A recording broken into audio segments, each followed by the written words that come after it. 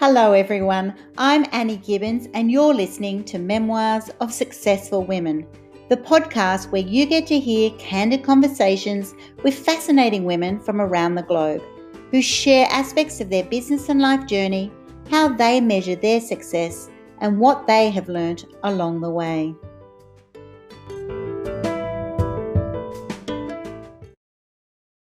Hello and welcome to Memoirs of Successful Women. Today I'm going to introduce you to Sherese Holmes, who is going to be telling us her adventure of her life so far, which has been absolutely crazy. It's a bit of a rags to almost riches on the pathway to riches and future success story.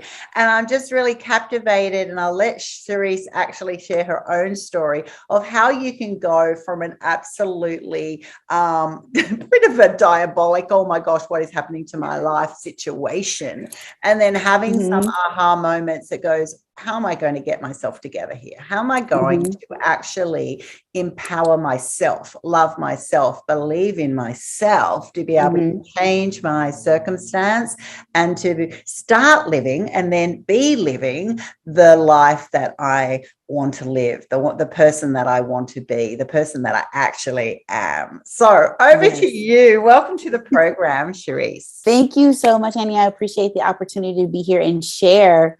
I like how you described it as a rags to almost to riches story. I'm definitely on the way. It's coming. It's manifesting. It's going to happen. So I'm so appreciative of the journey overall. But to kind of get started, I was actually going through a divorce, and that have been through divorce, you know, that can take your credit. It can take your morale, depression, mental health. All those things can definitely kick in.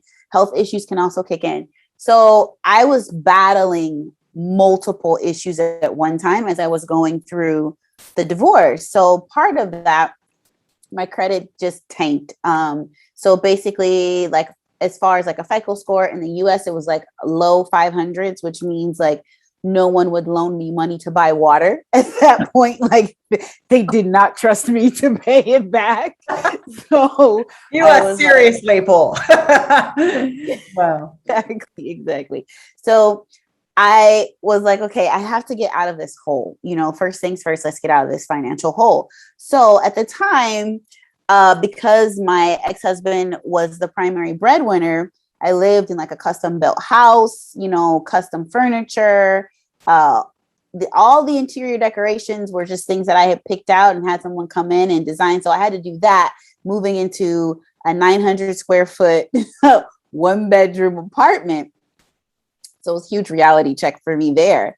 But I was struggling. I was struggling to pay the rent because at the time I was only making around $37,000 a year. Yeah. And in California, that's like pennies to live on. But I was so used to having, you know, at least a decent place to live and, you know, security and all that kind of stuff. So eventually I couldn't afford the place. I was working 2 jobs and I still couldn't afford the place. So I had to break my lease, and I ended up moving in. I was looking for just one roommate, Annie, just one. Turns out I couldn't afford it. So I ended up moving in with 4 other women and 2 dogs. Oh, nightmare. Yes. You know what? I thought it was a nightmare, but I think that was like God's love in disguise, because I ended up developing some phenomenal relationships with these women. We're still friends to this day. Every time I fly back to California, they hang out with me. So they still send me birthday gifts. I send them birthday gifts. So we became like a little family. So it was a blessing in disguise. I actually did not realize how much I needed their friendship in my moment of despair. Mm-hmm. And I remember telling my roommate when I first moved in, I was just like stark and stoic. And I was like, listen, I'm just here for a place to lay my head. I don't want to be anybody's friend. I'm not looking for happy hour or Taco Tuesday. I don't want any of that. I just need a place to live. And she was like, okay. I don't want all the trimmings. I just need a bed. I need safety and security. Like, exactly. Hold off your love or judgment. It was probably the love. I was just like in a dark place, you know, and I didn't feel lovable at the time. And I just felt like I was alone. So I created a greater wall of isolation, even when I moved into a place with 4 other women. Isn't that amazing? So it was the perfect setup though, because my roommate, the one that ended up bringing me into the house, she started chipping away at my walls very simply. And every time when I would come in from work, she'd be like, "How was your day?" And I'd be like, "Fine." And then go in my room and close the door. And so after her doing that, I think for about 2 or 3 months, I finally got to a place like, Sherese, get out of your own head, get out of your ego, your issues, what's going on with you, and ask her how her day is going. And literally it was just from her being consistent and showing kindness when I wasn't being kind to myself that started to bring me out of my shell. So that's when our friendship started. So I started asking her, "Well, how was your day?" Because she's a teacher. And she would like go into all these details. And I'd be like, "Oh gosh, this was more than I expected." But after a while, I actually started to enjoy the stories because she worked with emotionally disturbed children. So they came through all kinds of traumas and different backgrounds. And I guess to some degree, I was able to connect with the pain that they were experiencing and the love that she was giving them. And I guess she was doing the same thing to me in the house. So we were able to build this amazing friendship that expanded out to the other women that were also in the house. So that was the transition of healing on the relationship side for me. But I'm going to tell you like the most pivotal moment where I was like, okay, enough is enough. So I had started to believe, because so many bad things had happened to me, I kept telling myself that I was cursed. I literally was saying those words out of my mouth, which I didn't realize were so powerful and destructive, ingrained into your thoughts, your just everything. They all line up and it attracts exactly what you believe you deserve. 100%. So I was going through divorce. I was having a horrible time at work, just absolutely a horrible time with my managers. Everything was it was bad. And so I remember as part of the divorce, I told myself, like, I'm going to go get a car that I really want. So I got myself a black Mustang convertible. And I chopped my hair off, dyed it, bleached it blonde. I mean, wow, this is a rebirth of a new woman.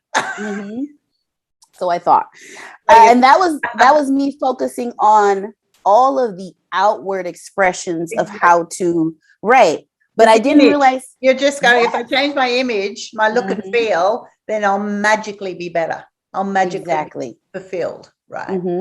And that didn't help. But I didn't know. And it wasn't until my bedroom in this house with the 4 other women was literally right on the front. So you could open the windows and it was right on the front. You could see the cars that were parked, our driveway, all of that. And I remember like walking from the laundry room, I had a basket of clothes in my hand and all I could hear was these tires like screeching. And then you just hear bang, bang, bang. And I was like, oh my God, I just knew my car had got hit. So I run to the window and I drop my basket, and literally the whole street is lined with cars parked on the curb. Guess who's the only car that got hit? And so I think one person was driving down the street and another was pulling out. I believe he was making a right. So he misjudged how closely he was to the other person. So he hit them. And when he hit that truck, it spun around and then it hit the only parked car, which was my car. And so it broke my axles, like all kinds of stuff. And I remember looking out the window and the guy's truck had flipped over from hitting my car. And I remember thinking super selfish, like, oh my God, my car. He just hit my car. And then I snapped out of it and I was like, go outside and see if this man's okay. Like his truck flipped over. Why are you worried about your stupid car? Nobody was in it. And so I go outside, I see if he's okay. And then we get to a point where, we're exchanging information and, here's your insurance, all that. And then I go back inside the house and I remember just staring, looking out the door and tears were running down my face. And I told my roommate came up from behind me and I was like, I'm cursed. Like I'm cursed. Everything I do just ends up in a horrible, horrible mess. And she just said very softly behind me, she was like, what if you're welcoming all this? And I was like, what? She's like, yeah, maybe you're welcoming all this. And at that point, I understood, but didn't fully understand. So I just began to process, and I was like, okay, maybe because I keep saying I'm cursed, it's not the other way around where bad luck just happens to me. But because I keep saying those things, I'm actually creating this environment for all these bad things to happen. The law of attraction in the wrong direction. Exactly. And so literally that was the choice. I said, okay, I'm done. I'm no longer going to speak these words that I'm cursed. And I no longer accept or invite bad luck, bad things to happen to me in my life. From now on, moving forward, things are going to get better. Yes. Yeah. Oh, this is those listening in. This is the moment you want to have. If you're haven't had that moment yet, you want to actually just stop here now and actually go, I need to have this moment. Exactly. Mm-hmm. There is so much that you're sharing now this is a huge revelation. It's a huge revelation. The words that you tell yourself are the way you then are, the way you be to the world, right? Mm-hmm. Exactly. Right. And what you attract, 100% what you attract. Exactly. This is absolutely huge. Okay, sorry to interrupt you. I love it. This is an aha moment for the listeners. Like, oh my gosh, this is huge. It is huge because it's not all about, that's right, everything bad. When you're looking at the negative, you will find negative. It doesn't attack you personally. You don't get a bee that just comes and deliberately finds you and stings you, right? You don't get paranoid about, oh my gosh, every bad thing in the world happens to me. But it feels like that when you're in that space. Right, doesn't it? It's like, oh, that'd be right. Out of all the cars, they happen to smash into my car. It was almost probably deliberate, in your mind at that time, right? Right. And then, so of course, I'm just like, okay, there's a way out. I just need to start working on what I'm saying. But at a deeper level, of course, when you start to get into that realm, at a deeper level, it's not just about what you're saying, it's about what you're thinking. And so much of it was rooted in I'm unlovable, I'm unworthy, I'm not good enough. And so those thoughts, I realized, is what I had to, I wouldn't even say attack, but more like reframe, repattern, rewire into worthiness, into abundance, into gratitude, to gently shift myself out of these consistent negative things that kept happening to me one by one. And so I just said to myself, okay, pull it together.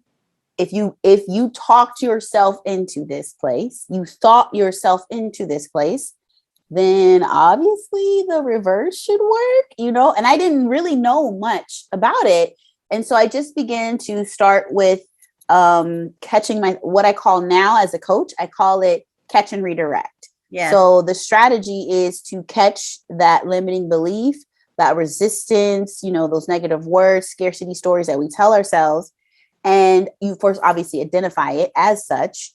And then you redirect it with some reframe that you've created. It's almost like playing ping pong. Like that negative thing comes over to you and you pop it back. Yeah. And send it back with something that you believe to be positive and you believe to be true. So it was not, I'm not going to say like in 3 months I manifested, blah, blah, blah. I mean, it was a lot of work because I had to undo so much. Yes. Yeah. And you've got to unpack a lot of negative narrative. You got to create habits, right? New habits, because your default is very strong at this stage. Right. Yes. When you take your eye off that ping pong, it will, you'll smack you in the head. Smack you in the head, and it'll automatically do what you've done before because you've been used to that. So it doesn't. That's right. It doesn't just happen overnight. Exactly. So part of that was me reintegrating or reintroducing myself to things that I love to do, because I had pretty much shut myself off from all of that.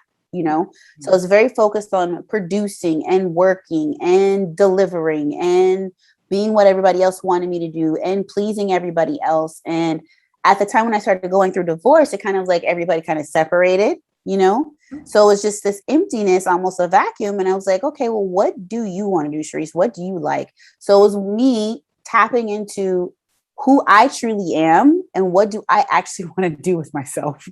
And then, of course, there was definitely some therapy involved, maybe some cocktails too, here and there, right? A little wine therapy. Right? But I managed to get myself out of that. So I think I would say the first the first good thing for sure was the relationship I had with my roommates, right? So we became really tight. And our families started to get to know each other. It was almost like we had all become sisters.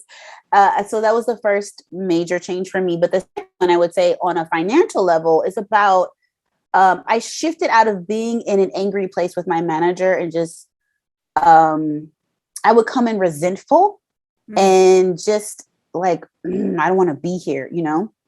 I'm being treated unfairly and all of that. So I decided, okay, you cannot continue to go into work like this. You need to shift your mindset. So I was like, okay, God, what is it that I need to learn so that I can get out of here? What lesson do I need to process? Do I need to understand? And so the word that came to me was gratitude.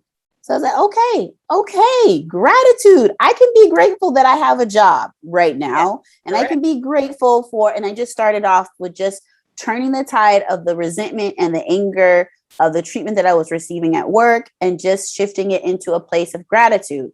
Now, in that time period, I am literally not exaggerating because I counted how many job applications I put in. Until I changed my mindset about the job, I had put in over 62 applications and was denied.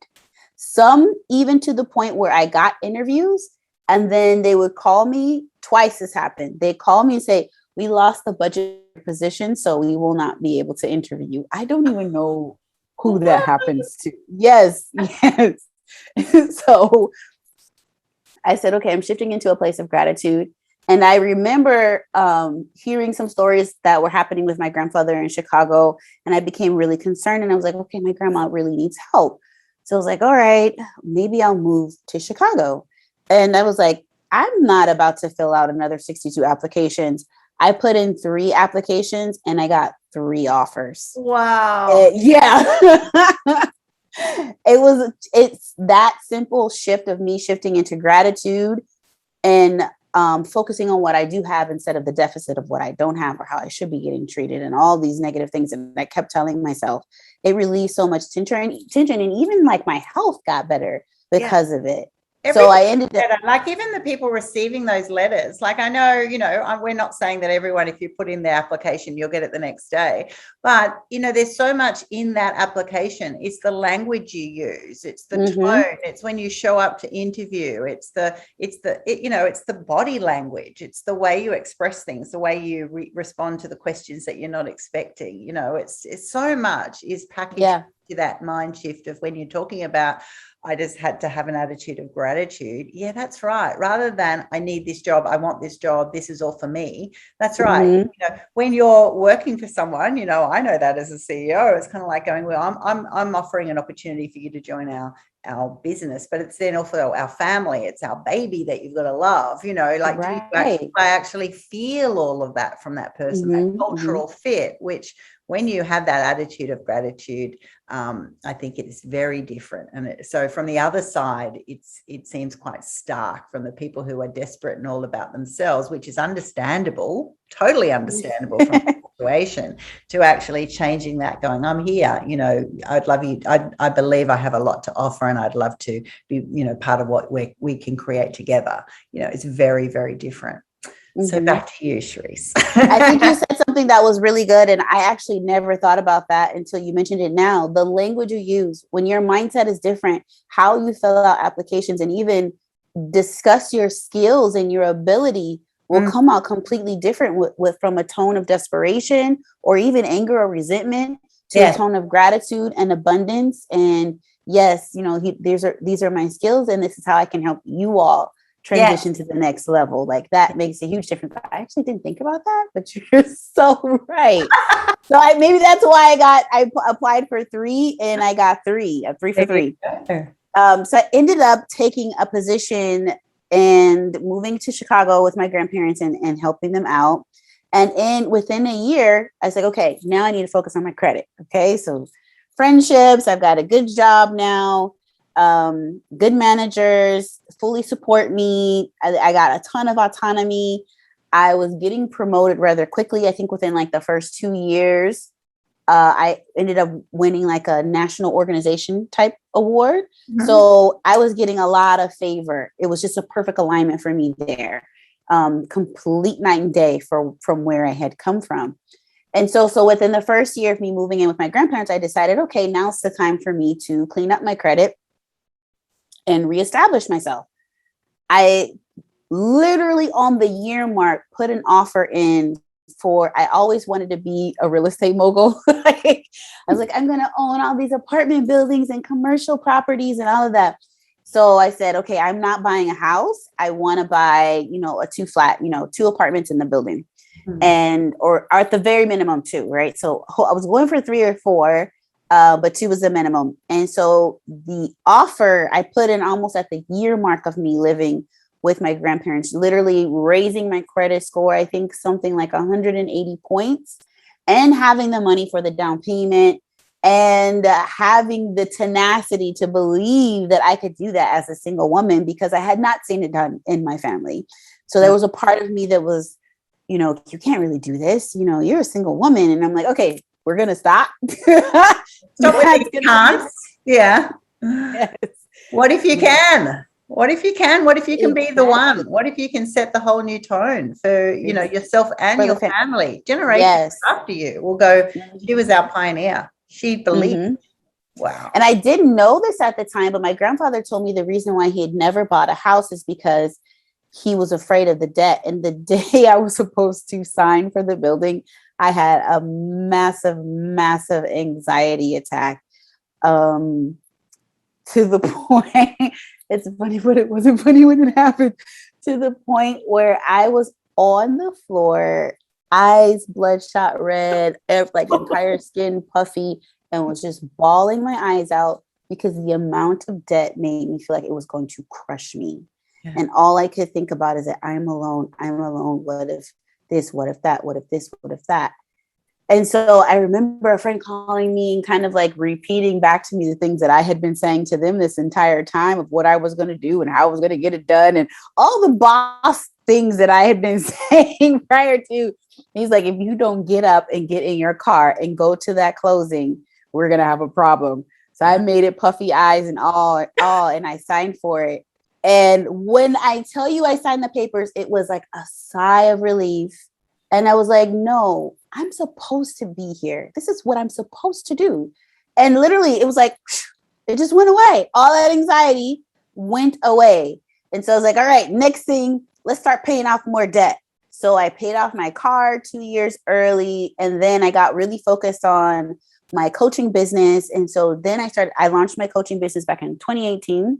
And I would say this year, I am on track to hit 6 figures by the end of the year. So it's been a full 180 for me as far as my growth and transition, personally, spiritually, emotionally, and just learning to embrace all of me, the good, the bad, the ugly, the pretty, the beautiful, the things people praise, the things people talk about, and know that most of the time, that stuff is, even when people are amazed at your gifts or your talents, that stuff really has nothing to do with me. It's about them. And what they think. It's their judgment. Right. So it's their value often too. It's usually lies to what they value. So if they value that's an important thing, then they'll notice it and they'll tell you how amazing that is. And if they don't value it, they won't. It doesn't actually make what you're doing better or worse. It's totally their perspective, and that's another aha moment, right? When you actually realize if you're this, for those women who are sitting there waiting for the affirmations, the encouragement, approval, that approval, what you, for some reason we desperately crave, it's another massive growth shift when you go, I can do it without their approval. And even if I get negative feedback, it actually doesn't mean what I am doing is negative. It's an amazing shift when you actually, I call it in my coaching world, when you show up and, and you own it. So it's different to show up. You chose to stand up or step up at that first moment. You go, I'm going to do this. You've stepped up to the plate. You've then shown up And then you have that moment of, I'm having a total panic attack. I'm having a meltdown. When I show up, how am I showing up, right? Am I showing up as my best self? Am I showing up petrified, terrified? Possibly. But if I push myself out of my comfort zone just a wee bit, sign those papers, back myself, that's when you actually, step out into your greatness, step out into your authenticity, and you own it. And what your story has shown me at that moment, when you sign those papers, you owned Sherese. You actually have I'm having a self-love month next month in my academy, and I'm actually going to share your story for that, because your testimony there is actually exactly that self-love moment where you go, I know I can stand up and step up at different times, but you actually have these moments in time that you go, I'm going to own it. I'm going to own it, not just for the wealth, not for the Mustang. I'm actually going to own it for me, because you deserve more. You were born on this planet for a reason. You actually deserve to be yourself in your true essence, and be blessed by just being you. It doesn't mean that you're going to make multi-millions. The outcome of that is subject to many, many, many elements, right? But just by there, I would love you to tell us a bit more about your feelings on that day when you actually changed and you went, I had this moment. I started showing up as myself and I stepped up to the plate. And then you did have that ownership moment, So what is that feeling? You described it as relief, Yes. So it is a relief of, I've done it, but it also, what does it feel? What's the shift in that emotion? So it was not necessarily a relief that I've done it. It was a relief like, I can do it. So it was a shift of whatever I thought, because I haven't seen anyone in my family do it before, or because I'm single, or because I'm a woman, or all the other limiting beliefs that I was telling myself in that moment. When I finally signed the papers, the relief is those things actually don't matter. None of them matter. You still signed the paper. They still thought you were, in this case, they still thought you were worthy. Exactly. They don't know. They don't know you're some real estate Mongol and all the dreams that you said you were going to be. They don't know that. You're just a person who has an opportunity to sign a paper and to do their next deal, right? So yeah, exactly. That's amazing thing. So one side of your family can go, oh my gosh, you can't. You've got all these reasons why it's limiting. And someone else just goes and says, hey, you're here and you've got the opportunity, sign the papers, do it. Right. Yeah. You look like you can handle it, And I was it was just shifting into that awareness of I can do it. Like I am capable. And it would have the opportunity, and this is something that I always tell myself now moving forward, of just the statements of I am enough, even when it comes to speaking engagements or opportunities to speak on larger platforms or invitations to teach in places that I've never been before. The opportunity would never present itself if you weren't capable, if you weren't enough, if you weren't adequate. So that questioning, that line of questioning just needs to go out the window, because somebody somewhere believed you had something valuable to bring, to teach, to give. And that's all that really matters. You don't need to, at this point, the opportunity has been presented to you, and it's more or less, let me check my calendar, not let me check my ego and my self-esteem and my confidence and all the things that my mother said about my voice. And you know what I'm saying? Like that weird stuff. We rely on that. We'd never do anything. And that's why a lot of people are stuck, because they're still relying on that. The amount of critique and feedback and negative feedback I've received, and I'm sure you've received, you're never going to be everyone's cup of tea. So they're going to criticize. Exactly. That's right. Your voice, your presence, your backdrop, your everything. Some people are just what we call negative Nancy's. Sorry, Nancy. Yeah. They're just got that, critical spirit, and it just wants to bring you down, and it'll stop you in the tracks if you believe that.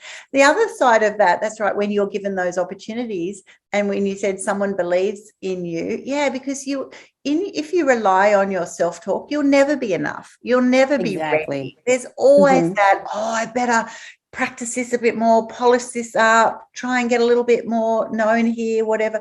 You're just stalling, right? You're actually sabotaging yourself, because exactly people don't have all these conditions on you. It's amazing what's actually out there in front of you. And that's right. One, if you're offered it, hello, that's just like a red rag to a bull. You just like go for it, right? Just right. You know, that's your lucky star. If people are actually reaching out and say, would you like to? You go, yes. Right. If it aligns, obviously, with what you're pursuing.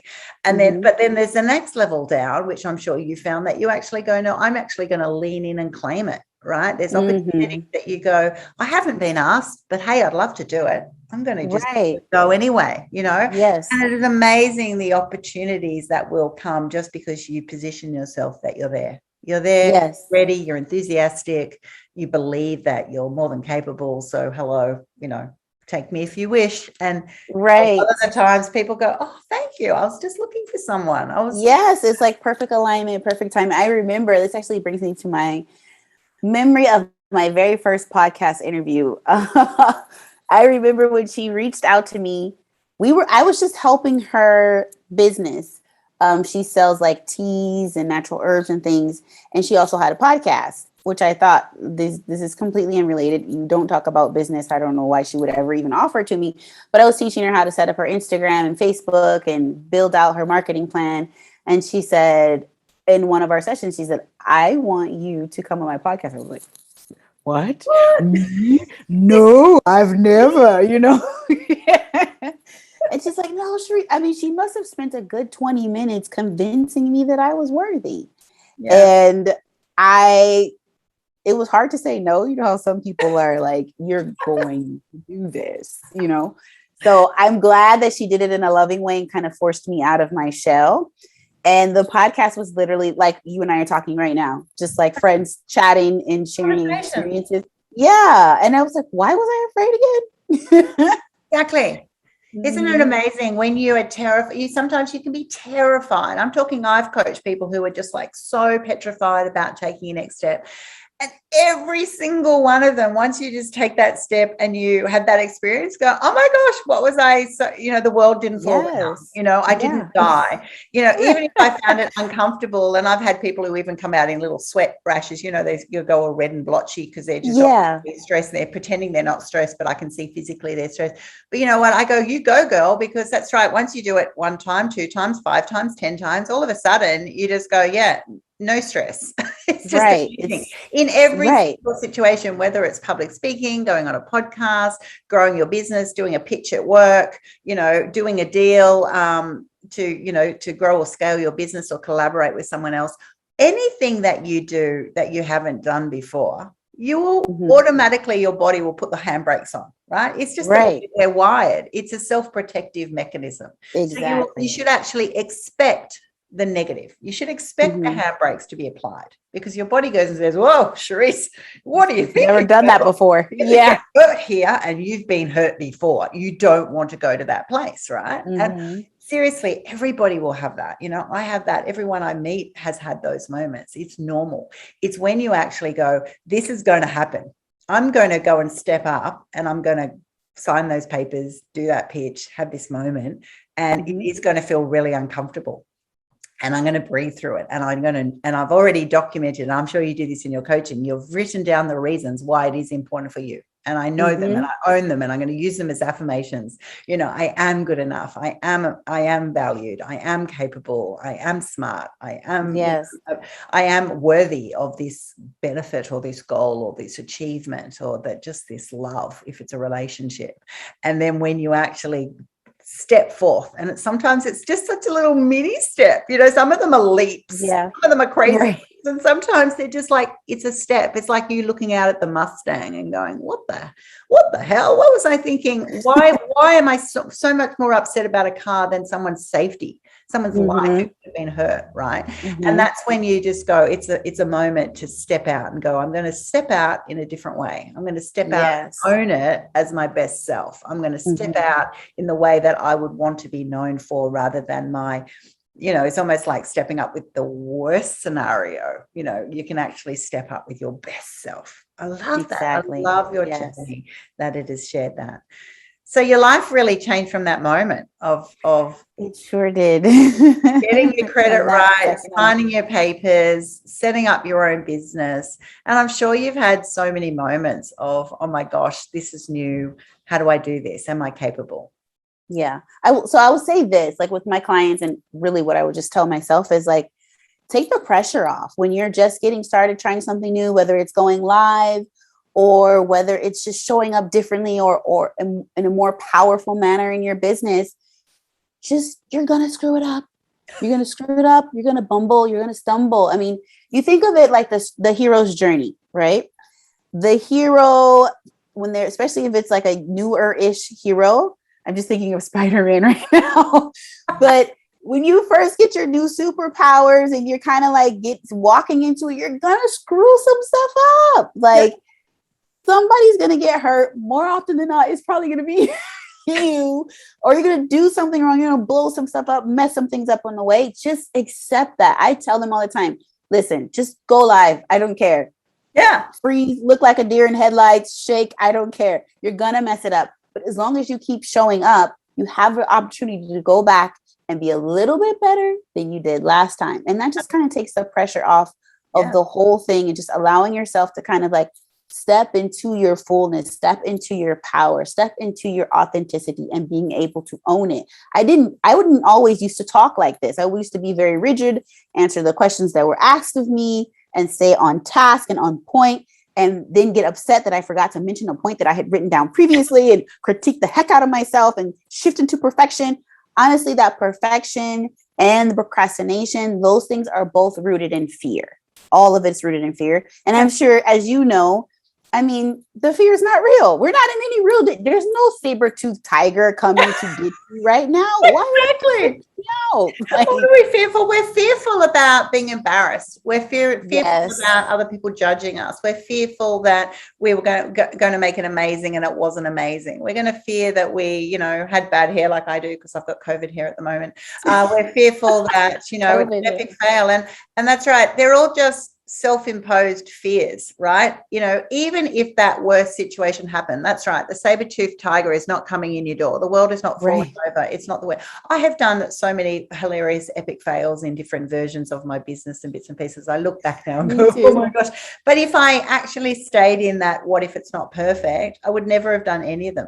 I call it falling forward. And I think that's a really nice way of looking at it, that you go, I'm expecting it'll be a growth time, but as long as I am doing it and having, sometimes it's not even an epic fail. It might just be, it wasn't that great, but that's okay, because what do you want to do? Like anything, if I'm coaching someone to go for an interview, you don't get it. Well, what was the first thing you do? Don't just go and hide under the doona. Actually ring them up and go, I'm so, the person who got this job must be amazing. I would love to know what qualities did they have that I didn't have at this time? What could I learn from that? Do you have any feedback for me? Because then you're falling forward, right? You're growing forward. And so you have a choice, that choice to go, it's a fail and I'm going to just wallow, or I actually have an opportunity to learn and grow, and, and accept that change that view of, embracing the fear of all the critique. And at the end of the day, who cares? You get to where I'm at. I don't care if you don't like me, unfriend me. I'm okay. I don't need more friends. Because you actually go to another zone, right? It's like when you're totally in your own space, it's like you're not going to be everyone's cup of tea. Everything you do for the first time is not going to be an epic success. It's unlikely. In fact, if you've got the Richard Branson's view on life, it's kind of like going, well, if it was a success immediately, it probably wasn't big and bold enough. Right? You should have believed bigger. It's like you should be regularly, having stumbling blocks and aligning yourself almost with people who are just so much in that next level that you want to stumble and fall forward until you're at that next level. It's a growth opportunity. Exactly. So there are so many different ways of approaching this.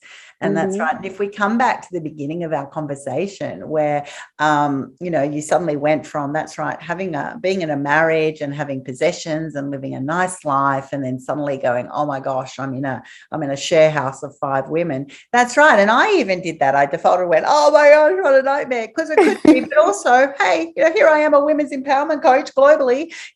What an amazing opportunity. It could have been, because if they were all toxic and having all their toxic moments, that could have been a whoa, incredible cocktail. But it also could have been a total love bomb, and it doesn't have to be all. You just found one. You found one beautiful, beautiful woman who was actually there for you at that time to get over yourself, to show you that you are worthy, that you are going to be okay, that you actually needed to have that time, Yes. to find yourself. It's interesting. I've met so many people who are, have moved from young adulthood into relationships and been in either a number of relationships, whatever, and they've never stopped and had that time to actually find out who they are. So although incredibly traumatic, and we certainly don't want everyone to have to go through the experience that you've had, never not. But because you did, and that was your journey, it actually did. The Sherese you are today would be so different than if you had stayed in that marriage and you were that person. It must just feel like a different person, right? I know for a fact. I was, and this is me embracing my darkness, I was self-righteous. And when I would see people struggle or go through situations in their marriage or with their children, I would just be like, well, why can't you just do the right thing? I was very much like, you need to get yourself together. Yeah, right. Not understanding or having experienced life myself. Once I went through that, it created a deep level of compassion for other people and even for myself. And it kind of reminds me of, again, stepping into your power. When babies start to learn how to move from the crawling stage to the walking stage and they stumble and fall around, we don't yell at them and be like, just sit down, just go back to crawling. So you're just falling all over the place. We encourage them and we cheer them on and we celebrate them. Yeah. And we imitate them sometimes. Exactly. So that level of compassion was not only birthed for other people, but for myself. I had to become compassionate about me learning how to adult, about learning how to be on my own, what it's like to be a single woman, and understanding, because I basically moved from my father's house into getting into marriage. So I didn't really have that. It was a very short period in which I was actually single. I think I got married when I was like 20, 21, 22. So it's a very short time going through college, living with my family, and then getting married. So I needed that moment to find myself and, again, develop that compassion, develop the sensitivity, to understand humanity. And it made me dive deeper into, like, why do humans do the things that they do? Which is like a slow path into, the coaching arena at the same time, and not wanting other people to experience the things that I've experienced. But I ended up realizing over time that I was attracting a lot with my life coaching side. I was attracting a lot of people who wanted life coaching, but they wanted me to help them with their business. And I have multiple degrees in business. Yeah. That's what my career was. And I was like, okay, this just makes sense. So I just shifted into being a business coach, but very, very heavy on the mindset side. So I learned how to marriage both sides of my strengths together in my business. And it makes for powerful results for the women that I've been able to work with. But again, just having that, we just have compassion. Yeah. We talk to a child the same way you talk to yourself. We can just start right there. The answer is no. We need to go back to the drawing board on our self-talk. Self-talk is absolutely key. You need to stop and just go, that's right. Would you let anyone else speak to you the way you speak to yourself? That would stop you in your tracks. It's like, no, you need to be, considering the world is harsh, the world is judgmental, the world is challenging, that's right. Yes, that's why this self-love, which is what we're actually founding this conversation around, is actually saying, you love yourself first in the right way. Not saying you're better than anyone else. You're not. You're actually not better than anyone else. You have the right, and you have almost you should be honoring yourself to be that best version of yourself. Yes. And then you can then, that's right, be the best version in your business, in your relationships, in all the things that you want to pursue. And why you are using that negative self-talk and that and then sort of being limited by all of these anchors of what other people have said or what you've told yourself, healthy adult, which is what, even adulting, you can be an immature adult, it's about a healthy adult actually goes and says, who am I? Who was I born to be? What are my natural, loves, passions, things that excite me, things that I'm more than capable of. How can I grow that into getting that perfect blend, right? Personally and professionally. How can I get more educated in a certain way, more equipped so that I can really own that and stand up and be blessed by the opportunities that will brings, like you have. I think that is super cool. So you haven't actually become the real estate Mongol. No, I have not, but I feel like it's on the wings, definitely, for sure. Yes.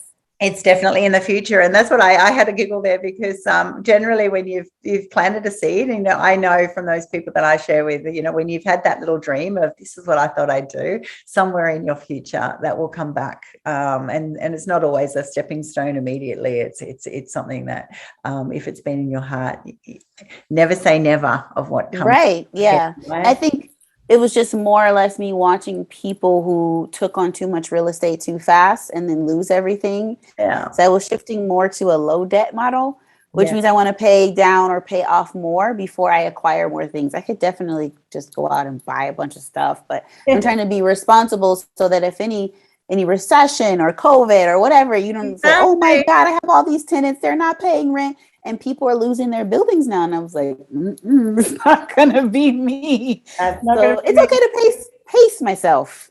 Absolutely. Always pace yourself. I have enjoyed this conversation so much. I can't believe we're almost coming back up to an hour. How do people find you? How do they reach out to you, Sherese, if they love coaching, connect with you, ask you some questions? So I love to hang out on Instagram. That's probably my primary place. So if you want to follow me on Instagram, it is at the Biz Doula. It's the Biz B-I-Z and Doula D-O-U-L-A. And you can also find me on Facebook using the same exact name. And you can go to my website, which is thebizdoula.com. And those are the ways that you guys can find me. We can hang out and, send me a message like, hey, I heard your podcast episode.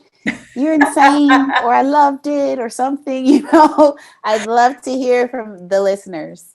Fantastic. Well, I will definitely put those details about the Biz Doula on my podcast platform. It will be on my website, anniegibbins.com. It will also be on my YouTube platform. You'll be able to reach out to Sherese. That's what the Memoirs of Successful Women is all about. Just really getting to know a whole lot of the breadth of woman, I call it, the breadth of woman around the world of different things that we're doing and the experiences that we've had. And we'll all have challenges. We'll all have these moments and go, oh my gosh. And if you are where you are and you really dream to be in a different place, this is actually how you do it. You listen in, you hear the tips, you hear the authentic sharing that you've heard today, that you'll have many of those moments that are actually an aha moment that you have the choice to step forward and to own your best self. And it's not immediate and it is a journey, but you have a tribe of women globally who will support you, in my academy, and definitely reach out to Sherese. They'll it's all about connecting with the people that, something that they've said resonates with you, and that's the best place to be. So thank you so much for sharing with me and all of our listeners globally today, and I wish you all the best, and I look forward to hearing about your future success. It's super exciting. And thank you so much for having me. I truly appreciate the opportunity. Pleasure.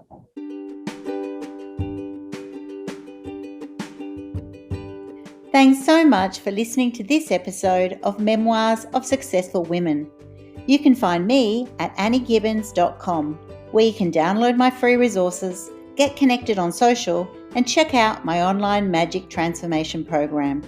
If you love this show, feel free to subscribe to future episodes, and of course, share it with your friends. I'll see you again soon, and until then, happy podcasting.